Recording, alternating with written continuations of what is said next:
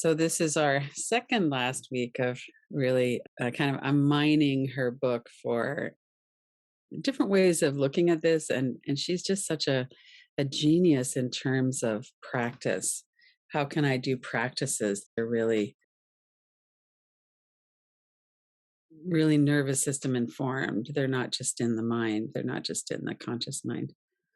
So I really love being able to work with that. So Deb Dana is such an expert, and I love the richness that she brings to our practice too. So as a reminder and just a refresher again, so the dorsal vagal is kind of the bottom of the autonomic ladder. It's the least energy. It's that I can't cope. The sympathetic arousal is I need to fight or flee. And then this ventral vagal where we try to spend more time, but also we try to keep our toe in ventral vagal is when we feel connected. And one of the ways that we do that is mindfulness of our own present moment situations. So in the dorsal or free state, our stories are about losing hope, feeling lost, untethered in the world, and not connected to other people. So let's just pause for a moment and notice how familiar that might feel to you.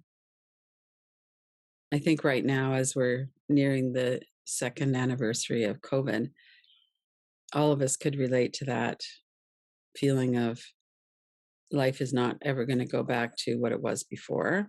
That seems to be pretty certain.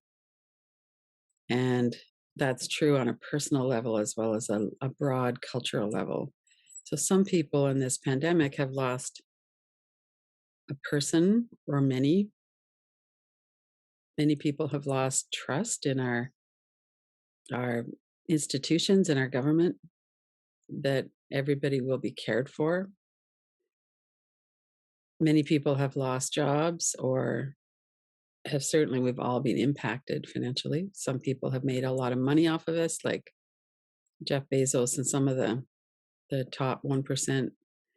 And many of us are just paying a lot more for what we need to survive, and we're feeling it that way. So we've all had the impact of this, and another impact that I have in my own family personally is the divide between people who believe in the science of it and believe that we should get vaccinated, and the people who don't believe COVID is as serious as what they're being told, who are on the other side of that, who are fighting against mask mandates and vaccine mandates. And so there's a rupture in families as well that we don't always doesn't always come to mind. So when we talk about the world we live in now and that state of freeze, the solution or the way that we can work with it more skillfully is to remain present in this moment so that we have some awareness that this is our experience, and our experience might be very intense, but that this is an experience that we're having.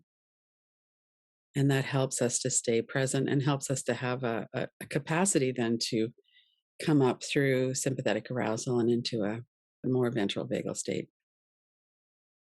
So I also wanted to look at how these explanations and stories about our experiences can turn into core deficiency beliefs. So I don't belong, I'm a misfit, a loser. How are you internally explaining this to yourself in terms of that? Just look at some of those words, or maybe there's other words for you.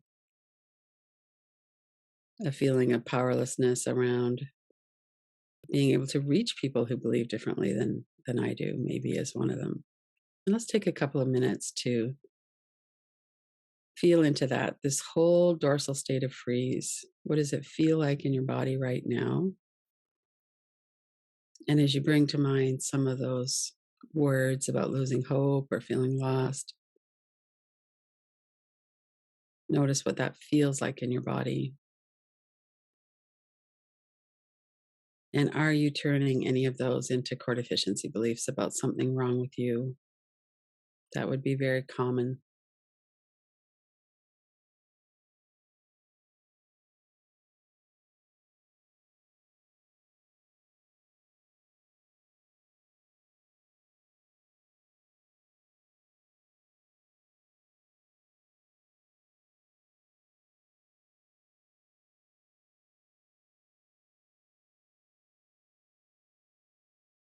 And part of this is the predictions about the future. I'm always going to feel this way. I'm always going to be this exhausted. I'm always going to be more isolated. So notice if there are thoughts like that. That's also part of the dorsal state, the freeze state, is we have thoughts about despair and isolation, like there's no hope.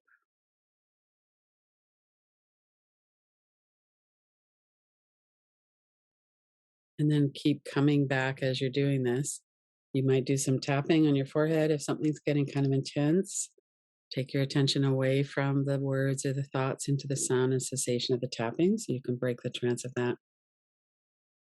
You might put something on the wall over on the other side of the room, put a frame around it, take your eyes around the empty space. So don't let yourself go all the way down into this. Keep a toe, enough of a toe and ventral that you can use some tools so that you can stay present too.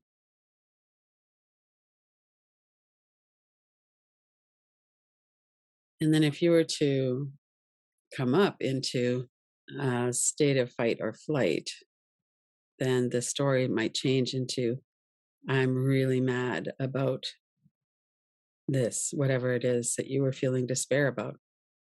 So in fight and flight, our stories are about our adversaries, and we don't care about connection. We didn't care about that in dorsal either, but we might have been kind of feeling despair and wanting connection. But here it's all about survival. So it's anger, anxiety, action, chaos, and it's about taking a side. So we can't trust them. I'm sick of being controlled by them. And a lot of people are on this kind of survivalist, stockpiling water and dried food, buying a place off grid somewhere where they can be safe. There's a lot of that kind of preparedness in this sympathetically mobilized state. So notice what kinds of explanations might be something that's going on in you. So we tend to get into this echo chamber where we're only talking to people who agree with us. We're all on the same side. The people who don't agree with us are on the other side.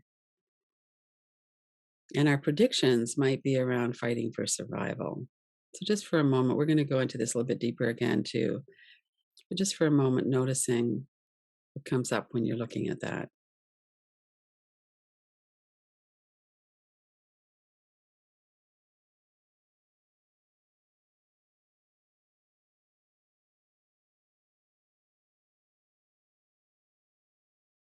And notice how that feels in your body.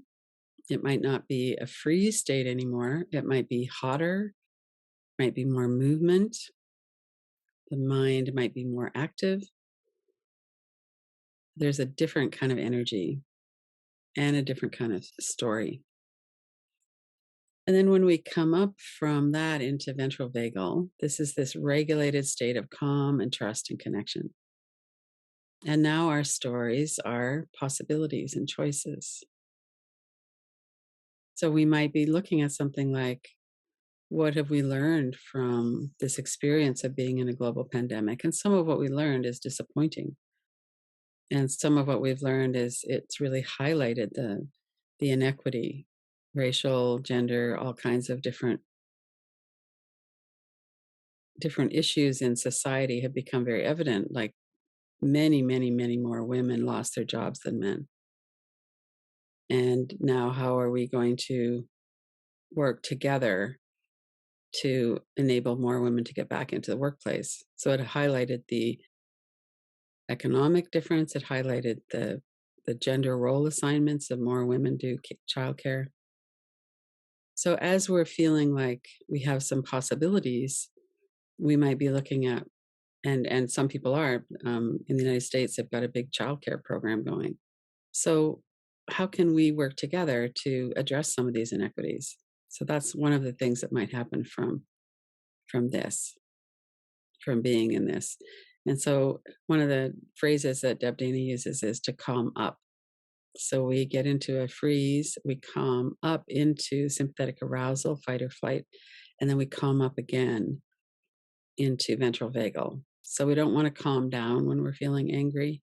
We want to calm up so that we're steady we have access to our higher level brain development, and we can just see it in a different kind of a perspective. Let's bring to mind now, and we'll take a couple minutes for this, just kind of go through these with a simple example. So Deb uses an example of spilling her coffee.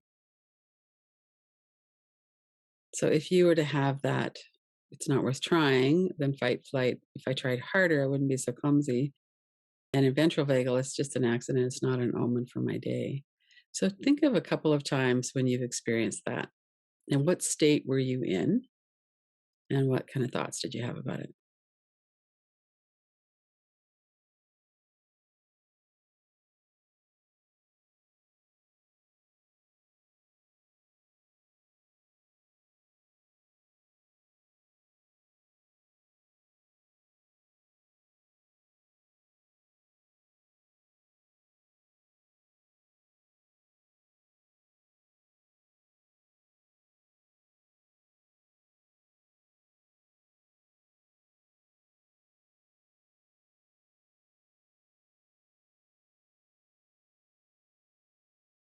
So if we think about getting cut off in traffic, we might go into a fairly immediate fight response. What are the thoughts that we might have? What's the energy of that in our body?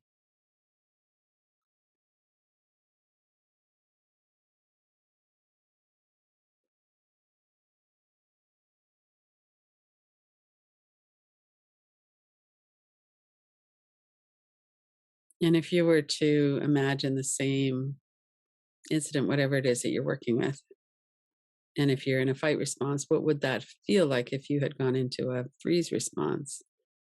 Maybe you went into that first and came up into a fight or a flight. Just experiment with what would your thoughts be? Just this, a simple example. It's not too high stakes. What would it feel like once you come up into ventral vagal?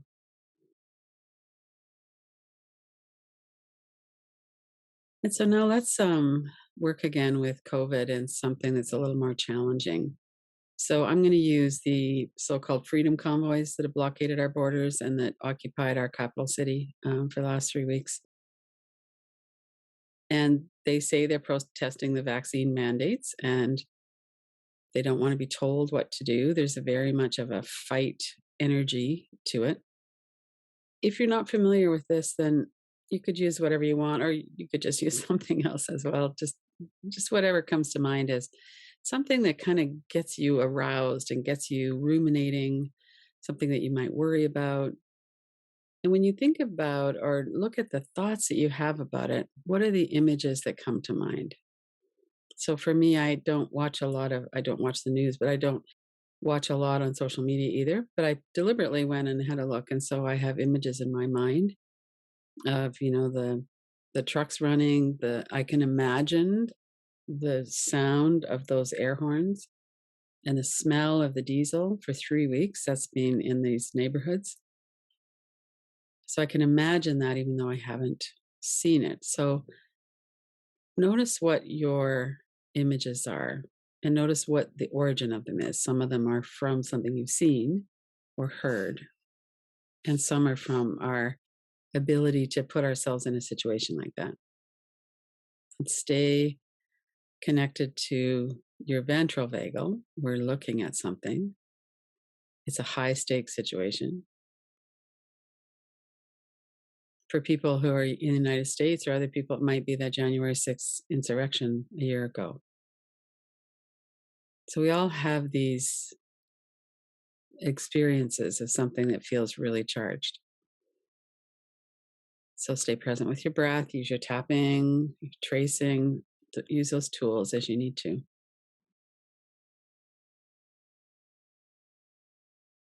And notice the arousal in your body.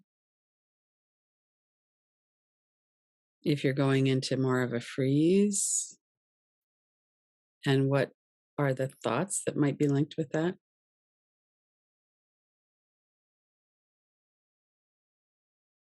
More of a flight. I'm just going to stay home, pretend it's not happening. Or a fight.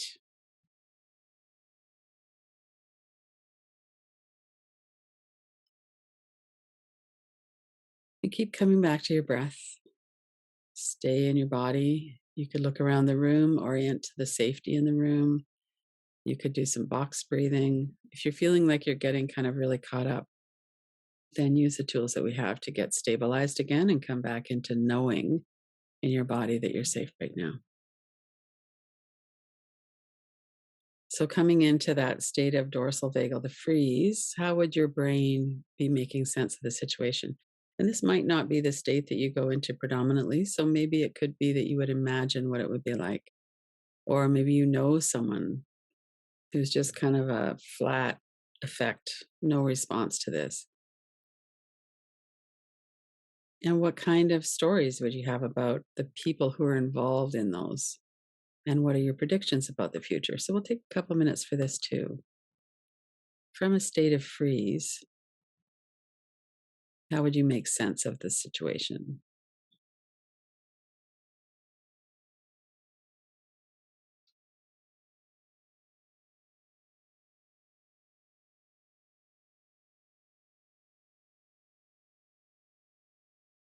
Keep noticing your feet, your seat, your breath. When we're aware of and we're watching and observing what's happening in our system, even if we're in freeze, we're not all the way in. We still have that toe in awareness. Notice what kinds of thoughts you might have. Oh, there's no point in even trying. We're so divided. And then maybe do some tapping on some of those stories as well. Put them up onto a frame or listen to the words as you're saying them, the sound of your voice, kind of deep sigh of giving up. And we'll do this for about another minute and then we're going to come out of that so that we don't get stuck there.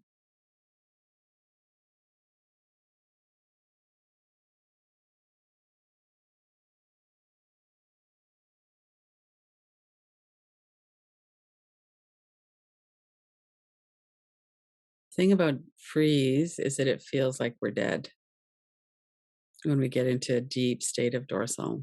So we always want to come up out of that. And often we come out fighting. Sometimes we go into flight. So let's look at that now.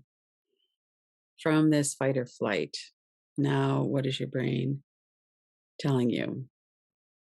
And what stories are about the other side? And sometimes we might have the experience ourselves of being in this fight flight. And I'm not sure where everybody is on this, in this group. It's hard to say. You might have a very strong sympathy for the people that were in the convoys and blockading the borders. You might have a very strong fight response against them. But just to notice there's no right or wrong, just to look and see what's here.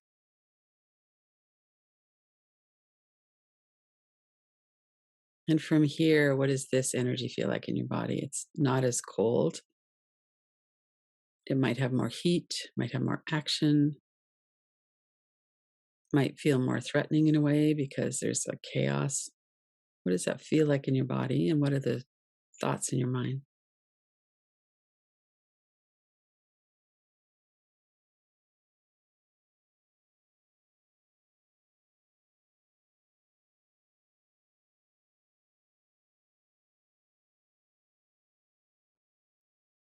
And in particular, when you think about people who don't share your views, what are your thoughts about them? Do they feel like somehow they're more of an enemy? Or is there kind of an energy to fight them? Maybe you're writing emails to your members of parliament or you're talking about it in a different way with your friends. What is the energy around what's going on over there? What kind of people are they over there? And what might you do? Notice that in your body as well.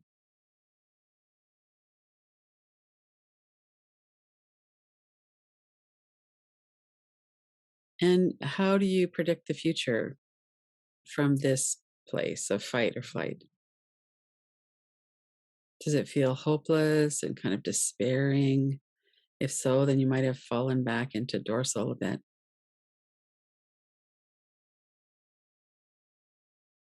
What do you think from this fight flight? What do you think might happen?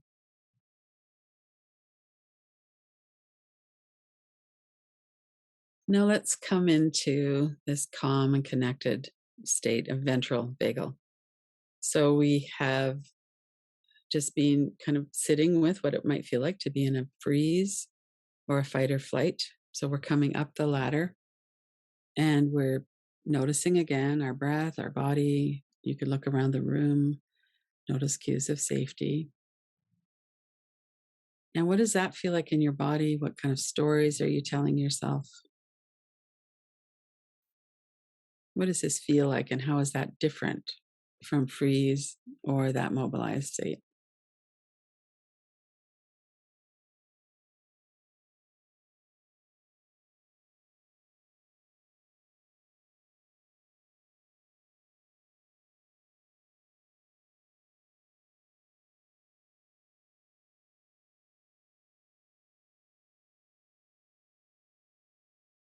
So we have a broader perspective. We don't have the despair. We don't have that fight energy that's kind of raging. We might remember, for me, with a family member who is on the other side, so to speak. Sometimes I'll think about what they were like as a child, what they were like as an adult until now. And I just have this confidence that at some point they will come back and connect again. And that's already happening to some degree. So if I'm in a dorsal or a fight or flight, I would probably not remember that as well as I do when I'm feeling calmer and more connected. And remembering that they also have a love and a care for their family members who are on the other side. They also have a fight response. So it's complicated, but from this calm and connected, this ventral energy, we have a very different perspective. How might you apply that to people that you know or to yourself, just from what we've been experimenting with in the last several minutes? How might that help you to understand or maybe even feel a connection with or have compassion for other people?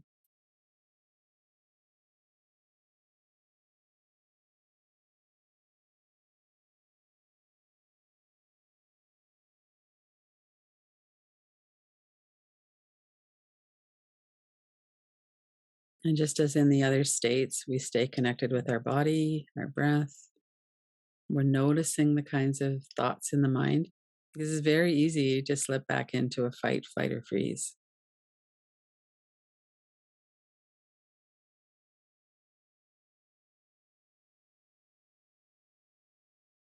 What are your predictions now about the future? So it's true that we have a lot of people that are in fight response. We have a lot of people that are in freeze and some in a fight and flight.